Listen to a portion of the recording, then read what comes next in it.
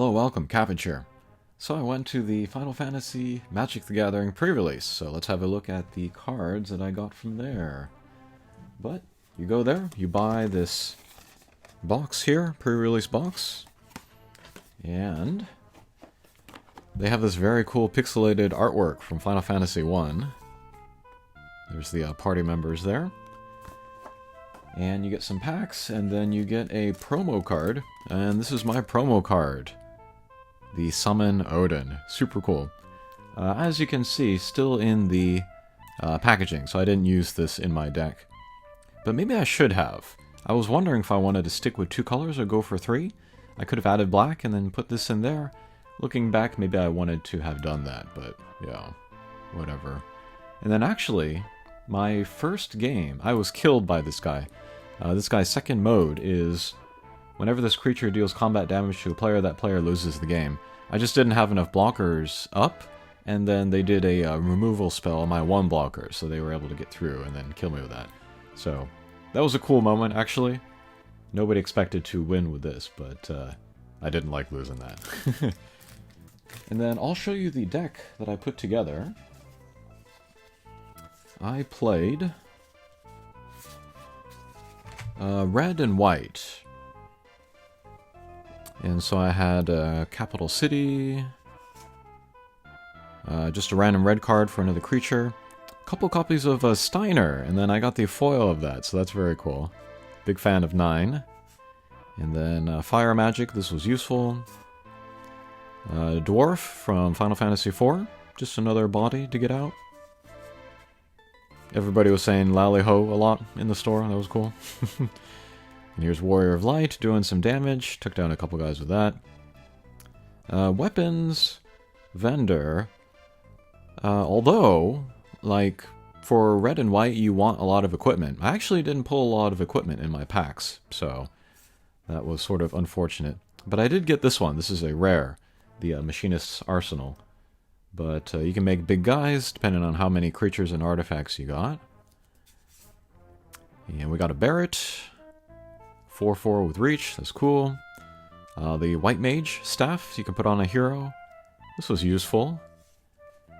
And a weapons or item shopkeep. This was also good. Gave my guys menace, I think. Yeah. We got the bomb. We got a monk, just another artifact and hero. And Prompto, this is funny. I like that guy. Played a little bit of 15. I enjoyed it. And then this guy from 14, that also works with artifacts. Never actually got to cast him, another Prompto. Another removal spell. This is from Final Fantasy 12. Right, Fate of the Suncrist.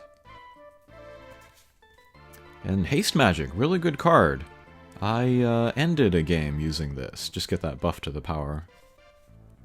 And I pulled Vaughn from 12. Semi-happy about that. I love 12, of course, but Vaughn is kind of a boring character. But yeah, I did get to trigger his ability a couple times, where you attack, you can exile top card of a player's library, or opponent's library, and you have the chance to cast it. If you don't, you create a treasure, so that's useful. I might want to put him in my mono-red Subira deck, but I don't know. Kind of a fair Ragavan, sort of. Alright, Chocomog, this guy's pretty useful actually. Buff your team and then do some attacks on your own. And we got Zack Fair, he's cool. I have a foil of him from another pack. And then Ramu from 6, very cool.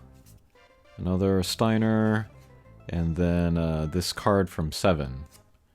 It has 2 choices on it. You can either take the elevator, create 3 1/1s, or take the stairs, put stun counters on guys. So yeah, that was my deck. And there's one card that I used that was sort of the impetus for this deck, which I don't have anymore, because I traded it away. It was Lightning, Army of 1. Lightning is cool, and like mechanically the card is interesting to me, but there was somebody else at the pre-release that was like a super fan of her, so I traded her away. And then I'll show you some of the other like rares and stuff that I pulled, and then some of the stuff that I traded for. There was a lot of trading going on there, so That was a fun time. Here's another rare that I pulled, Ninja's Blades. This might have been another reason to splash black in my deck. More equipment. And then we got Triple Triad. I never played 8, but in 9 they have the Quattro Mist, which is sort of similar to Triple Triad. So that's kind of cool. There's a Japanese art version of this. That would be cool to get. And then I got Stiltskin from 9. Cute card. But not as cute as the Japanese art one. So I was lucky to be able to pull both. Another rare that I got was the Water Crystal. This is the only crystal that I got. I don't know if I'll use any of them. And then I got Edgar. This is good to get because he's not. This version of him is not included in the 6 pre-constructed decks. So very cool.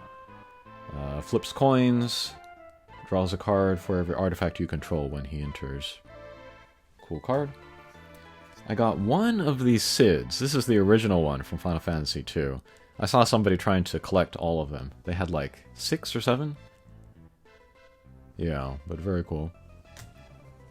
And then we'll get into the cards that I traded for.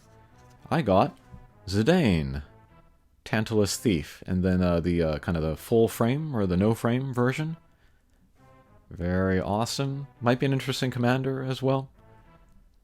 I traded, in the last video, I showed that I got Kuja, the one that is sort of like a reskin of an existing CEDH commander. I pulled a second of that guy, and so I traded it for Zidane and one other card, which is coming later, so this was awesome to get. And then, like, the foils exist, you know, for these cards, but I wonder if I prefer the non-foil, just so I can get a kind of clearer, better look at the artwork. So, for now, I like this. Another card I traded for was Gilgamesh, Master at Arms. This is the Japanese artwork version, but I would like to get the regular, just because Gilgamesh is such a funny character. But when he enters, I can reveal, or look at the top 6 cards, and any equipment's in there, I can put out and then equip one onto him. And yeah, very true to how he works in the game as well. I don't know if I would use this card, but for collection purposes, very cool to have that. And here again, I think I prefer the non-foil version. And I also traded for Gogo. There are a couple versions of him, and this is another case where like this version in the main set is not included in the pre-constructed deck, so that's cool. This one can copy activated abilities so many number of times, depending on how much mana you spend, so very cool to have that. There is a borderless version. I'd like to get that too. Kind of want to get all versions of the characters that I like. And then, another card I traded for, Golbez, with the Yoshitaka Amano art. Super duper cool. This is Sir Conrad, which is a pretty strong uncommon card, and pretty fitting for Golbez. So I was happy to get that. And then the lightning that I pulled, you know, which is kind of a chase card, I traded it for another one, Kefka, Court Mage. Super duper cool. But yeah, cool artwork here. And then it's got a backside where he is the last boss form. Strong card on both front and back. And I've even seen some talk about this guy maybe being a good commander for CEDH. Again, not that I would play that, but he can draw you cards when he comes into battle or attacks, and then he might even be good enough in that capacity that you never have to flip him to get the benefit here. But yeah, cool artwork too. Not the Yoshitaka Amano original, but yeah, I have to get that version too. That might be expensive, but super duper cool. And then I got the card that I was maybe hoping for most. That is this one. This is the Yoshitaka Amano art for Cecil, both versions, the Dark Knight and the Paladin. And then it's a reskin of Timna, the Weaver, which I was kind of maybe wanting to make a deck around. Again, this is another good one for CEDH, but I don't want to do that. So maybe a casual version of this. And I'm looking at partners. Maybe I want to stick to white and black, you know? Stay within those that color identity, just to kind of power down the deck. But yeah, I like kind of little creatures that attack that you draw you cards. My other two decks are sort of similar to that. So this would be kind of like another version of that. And then maybe I would kind of maybe limit it to creatures power 2 or less, or casting cost 3 or less, you know, that kind of a thing. But yeah, super happy about this. Already have it in the double sleeve so that I can protect it. And then I bought one other thing. This is going to be the last thing that I buy for now, but I got the pre-constructed deck 4-6 with Terra and Celes as the commanders. And then I'm not really opening this. I mean, I opened the bottom so I could get out one card. But I'm buying it more for just the nostalgia, because it has the unique artwork on the cards. Like all the characters, you know, Shadow and Sabin and all of them. But then the one card that I pulled out was Celes here, because I have a deck made for her already, and I've played it a few times. And I still need to make videos talking about the 2 versions of the deck that I want to play. But yeah, finally have that. Before now, I've been using a proxy, which I drew here on the back of an art card. But now I have the actual thing, so yeah. And then she has a borderless version as well, which I would like to get. It's pretty pricey at the moment, but there's a guy at my store who opens lots of product. He's going to open some collector boosters. And he says that if he pulls the borderless version of this, that he'll maybe reserve it for me and we can make a deal, and maybe I can get that. But yeah, very, very full Final Fantasy weekend that I had. Got a lot of the good cards that I was hoping for, so that was kind of surprising and very gratifying. Alright, hopefully everyone is getting the cards that they want as well.